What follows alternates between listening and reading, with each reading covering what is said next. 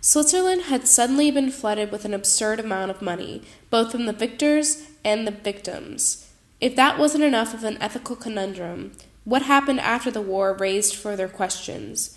When it was discovered that the Swiss continued the gold trade with the Nazis, the Allied powers required them to pay back what had been taken under the Washington Agreement of 1946. But after much pushback from the Swiss banks and some bureaucratic elbow grease, the Swiss got away with only returning 12% of the assets stolen. If that wasn't bad enough, when Holocaust survivors came home from the liberated concentration camps, most were unable to retrieve their valuables from Swiss vaults, under carefully orchestrated fine print of seizing quote-unquote dormant accounts. They even barred families from gaining access to the possessions of loved ones, requiring outlandish things like death certificates that couldn't possibly be provided under the circumstances.